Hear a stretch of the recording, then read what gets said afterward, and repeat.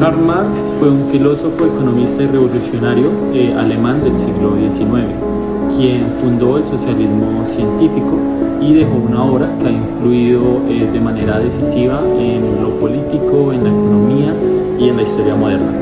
Su texto más importante fue El Capital, que lo publica en 1867 y busca en este explicar cómo funciona el capitalismo. Marx analiza no solo las leyes económicas, sino también su historia, sino también la historia que permitió su nacimiento. En el capítulo 24, titulado La llamada acumulación originaria, Marx cuestiona la versión tradicional que decía que el capitalismo nació gracias al ahorro, al esfuerzo y a la prudencia de unos pocos.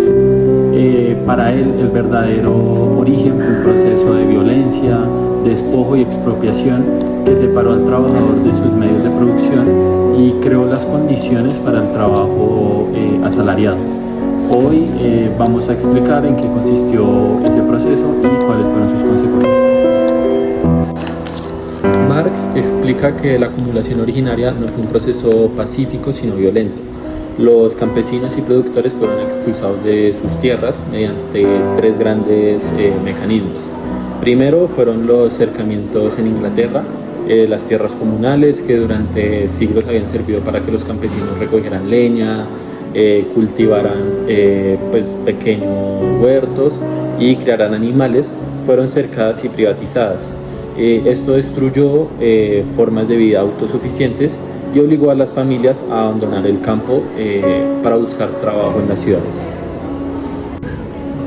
Segundo, la llamada limpieza de tierras en Escocia, especialmente en el caso de la marquesa de Sutherland.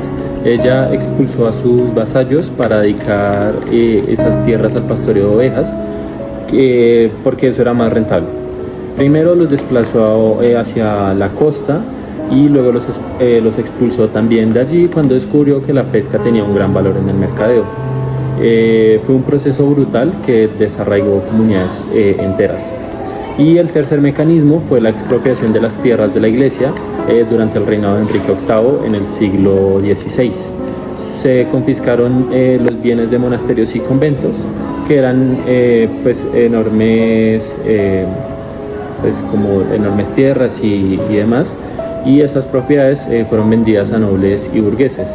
La gente que vivía allí también fue expulsada y así de este modo se convirtieron en trabajadores sin tierra, en personas que solo tenían su fuerza de trabajo para sobrevivir. Con estos procesos, miles de campesinos fueron despojados de sus medios de subsistencia y arrojados al mercado laboral. Pero expulsar a los campesinos no era suficiente. Muchos de ellos sin tierra se resistían a convertirse en asalariados y preferían mendigar o incluso delinquir. Para forzarlos a trabajar en las nuevas manufacturas se crearon leyes muy duras que Marx llama legislación sanguinaria. Por ejemplo, bajo Enrique VII en 1495, todo vagabundo robusto debía ser encarcelado 3 días y alimentado solo con pan y agua antes de ser expulsado de la parroquia. Con Enrique VIII las medidas fueron más violentas. Los vagabundos eran azotados públicamente hasta sangrar, se les cortaba una oreja como marca de criminalidad y en caso de reincidencia podían ser condenados a muerte. En 1547, durante el reinado de Eduardo VI, había una ley que permitía que los vagabundos fueran convertidos en esclavos por 2 años del mismo ciudadano que los denunciara. Si intentaban escapar, podían ser marcados con hierro candente y en algunos casos se les condenaba a la esclavitud perpetua o incluso a la pena capital.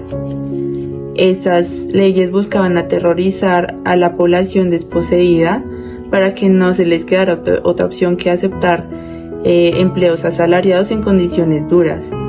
De esta manera, la violencia estatal acompañó a la expropiación, consolidando la formación del proletario moderno. Ahora les vengo a hablar de un tema que es bastante importante, que es el control de trabajo y la prohibición de los sindicatos. Algo muy importante que toca recalcar era que las personas, una vez convertidas en asalariados, estos eran sometidos a un fuerte control legal y también económico. Algo también muy importante es que para esa época se fijaron topes salariales máximos, lo que quiere decir que si un patrón pagaba más de lo permitido, este podría ser sancionado, y por el lado del trabajador también, este podía ser sancionado y también podía ser castigado. Otro punto importante era que en esa época no había salario mínimo, entonces los empleadores podían contratar a los empleados solamente pues para sobrevivir con lo mínimo. Entonces estas leyes favorecían bastante al empleador, debido a que si un empleado incumplía su contrato, este podría ser perseguido como civil y penalmente. En cambio que a los empleadores, al no terminar su contrato, al incumplir su contrato, ellos solamente podrían responder por la vía civil, lo cual genera una fuerte diferencia entre ambos bandos.